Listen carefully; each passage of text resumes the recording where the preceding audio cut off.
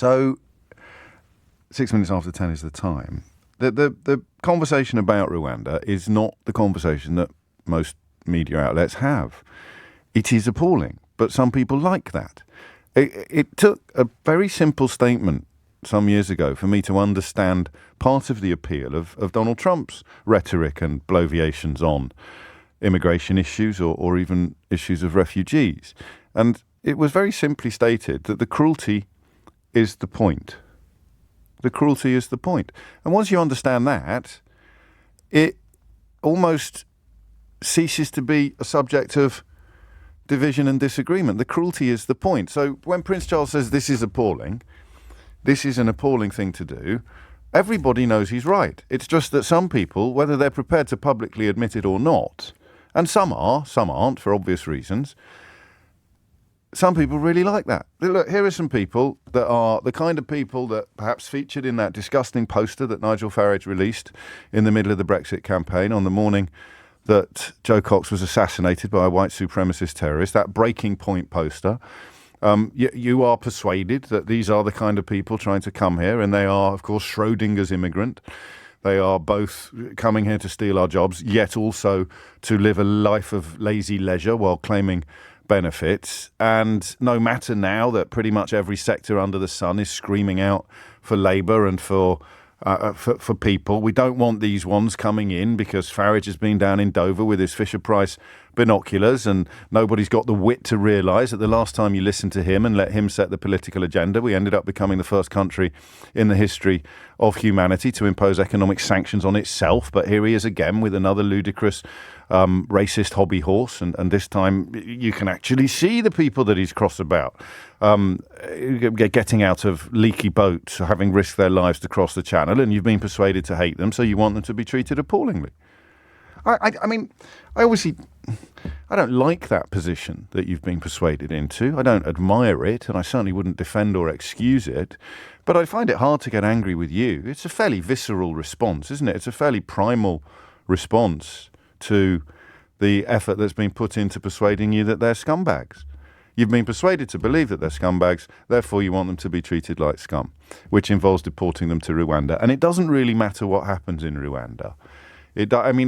Oddly, in the scale of sympathy, I feel quite sorry for Rwanda, if it's possible to feel sorry for an entire country, because it is, a country that is emerging from decades of difficulty. It is a country which, by comparison with its nearest neighbours, is making a pretty good fist of things. It has problems, obviously, both current and historical. But the idea that we're sitting in the United Kingdom talking about it as if it's a sort of rubbish pit or tip, as if it's some sort of appalling destination to which nobody could possibly ever wish to go, is not fair. It has a growing tourist industry, for example. So it's not so much that they're being sent to a horrible place, because I don't necessarily think that they are.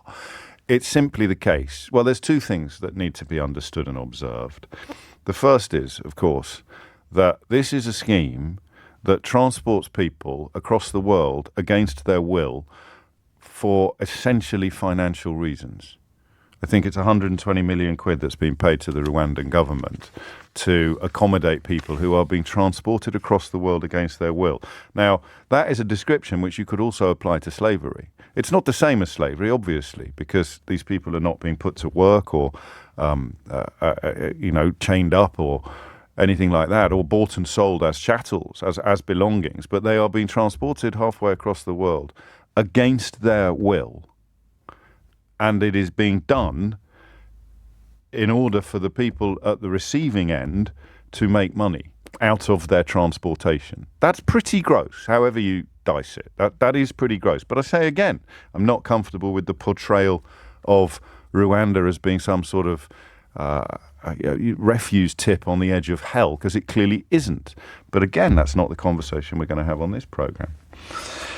The other point you have to remember is that we know that it's possible to process applications in other European countries because we did it with Ukraine. Do you remember when we were talking about why they couldn't put a processing centre in Calais? when the Ukrainian refugee scheme, mean-spirited and poorly conceived though it was, the worst in comparison to every other country in Europe by a country mile. But you remember when we were puzzled briefly as to why they couldn't have a proper processing centre in Calais. I think at one point they'd even said that they could, or that they did have one, and it turned out to be a bloke with a sort of trestle table and a packet of crisps. Why couldn't they have a processing centre in Calais for Ukrainian refugees who'd managed to get there? You remember we spoke to people, and we spoke about people who'd got to Calais, but then had to turn around and make their way back to Paris or somewhere else in order to apply through the correct channels. And the simple reason why they couldn't do it in Calais was that plenty of potentially bona fide applicants, bona fide refugees from other countries other than Ukraine, would also turn up. So you can process these applications more successfully or more efficiently, but of course this government doesn't want to because of the breaking point poster that has been injected into the bloodstream of the Conservative Party and much of the Brexit voting population.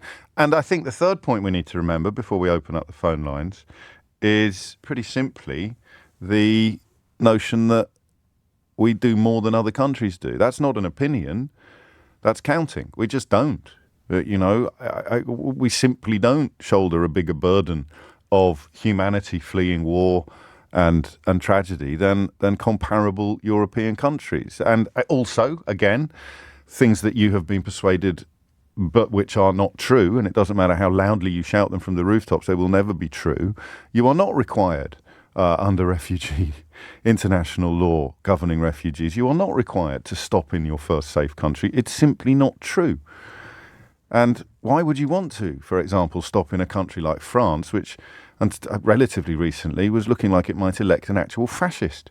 If you're fleeing a Middle Eastern country or an African country, would you want to settle in a country that has come close to electing an actual fascist? And of course, at this point, you might point out to me that we have a fairly far-right administration in place in this country, but I would suggest to you that though it's bad, it's nowhere near as bad as a Marine Le Pen.